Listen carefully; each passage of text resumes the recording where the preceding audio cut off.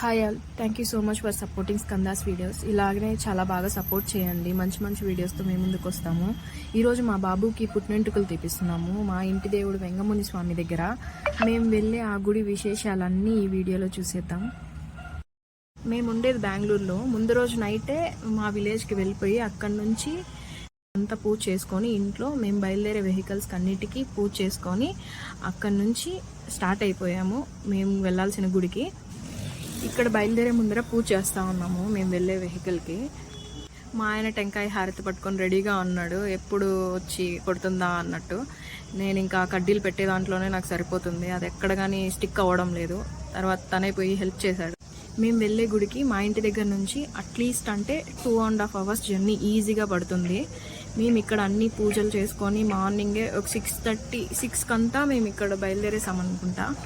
ఆ టైంకి ఇంకా అక్కడ బయలుదేరితే కానీ మేము అక్కడికి 8కి 8:30కి అంతా రీచ్ అవ్వలేము.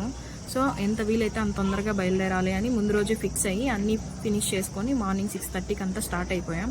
ఇక్కడ మధ్యలో ట్రావెలింగ్ చేస్తూ మధ్యలో ఒక చోట కార్ ఆపాము. బాబు అక్కడ కార్ మీద కూర్చోబెట్టి ఒక 4-5 స్టిల్స్ అయితే తీసాము హెయిర్తో. తర్వాత నేను కూడా వాడికి ఒక 2 to 3 ఫొటోస్ అలా తీసుకున్నాను. అక్కడ నుంచి డైరెక్ట్గా స్టార్ట్ అయిపోయి టెంపుల్ దగ్గరికి వెళ్ళిపోయాము. ఇది ఎంట్రన్స్ అనమాట గుడి దగ్గర.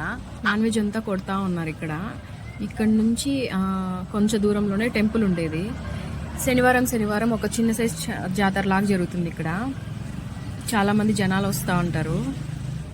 ఇదేనండి వెంగముని స్వామి టెంపుల్. మా బాబుకి పుట్టినెంట్రుకలు తీయించడానికి వచ్చిన టెంపుల్ అయితే ఇదే. ఈ టెంపుల్ అనంతపూర్ డిస్టిక్ పులివెందల ముదిగుబ్బ దగ్గర నుంచి ఒక 4 kilometers డిస్టెన్స్లో పాలెం అనే విలేజ్లో ఉంది. ఇది వచ్చి ఆ గుడి కోనేరు అనమాట. మేము వెళ్ళేసరికి బాగా ఎండిపోయింది, వాటర్ ఉంటాయి అనుకున్నాం కానీ లేదు. ఇక్కడే ఇంకొక టెంపుల్ కూడా ఉంది. ముందర ఉన్నది వచ్చి వెంగముని స్వామి టెంపుల్, వెనకాల కనిపిస్తుంది కదా అది వచ్చి వెంకటేశ్వర స్వామి టెంపుల్. వెంగముని స్వామికి వెంకటేశ్వర స్వామి అన్న అవుతాడు. ఇక్కడ కూర్చోండి ఆయన పూజారు అనమాట. మేము అక్కడ 6:30కి స్టార్ట్ అయ్యి గుడికి రీచ్ అయ్యేసరికి 9 o'clock అలా అయింది టైము. నేను మీకు ఆల్రెడీ చెప్పాను కదా ఈ టెంపుల్కి ఒక స్టోరీ ఉంది అని. అదేంటంటే వెంకటేశ్వర స్వామికి వెంగముని స్వామి తమ్ముడు అవుతాడంట. వెంకటేశ్వర స్వామి దగ్గరికి వెంగముని స్వామి వచ్చి నేను ఇక్కడే ఉంటాను అని అన్నప్పుడు ఆయన నా ముందు నువ్వు ఉండు అని చెప్పారంట. వెంకటేశ్వర స్వామి టెంపుల్ ముందరే వెంగముని స్వామి టెంపుల్ కూడా ఉంటుంది ఇక్కడ. అలాగే శనివారాలు నాకు తెలిసినంత వరకు వెంకటేశ్వర స్వామికి నాన్ వెజ్ అనేది వండరు, అది ఏది పెట్టరు, మన ఇంట్లో కూడా చేసుకోరు. ఇక్కడ అలా కాదు.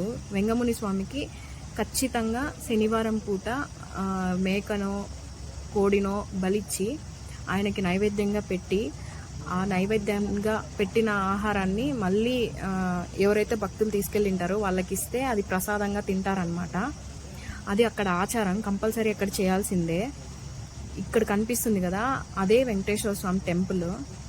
దీని లోపలికి వెళ్ళి చూస్తే మనము చాలా పాతకాలంగా ఉన్నట్టు అనిపిస్తుంది, పురాతనమైనది అని కూడా చెప్పచ్చు.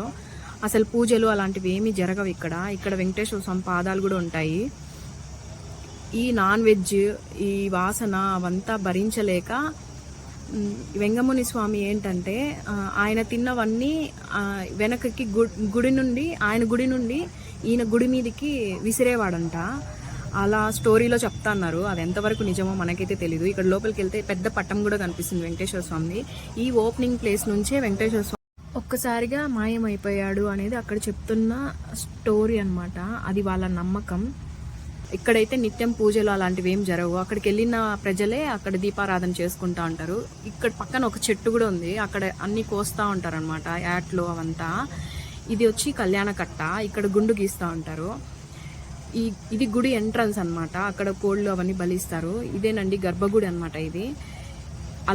అలా ప్లేట్లో ప్రసాదం లాగా నైవేద్యం పెట్టి అక్కడ కాసేపు ఉంచి తర్వాత ఇస్తారనమాట ప్రసాదము.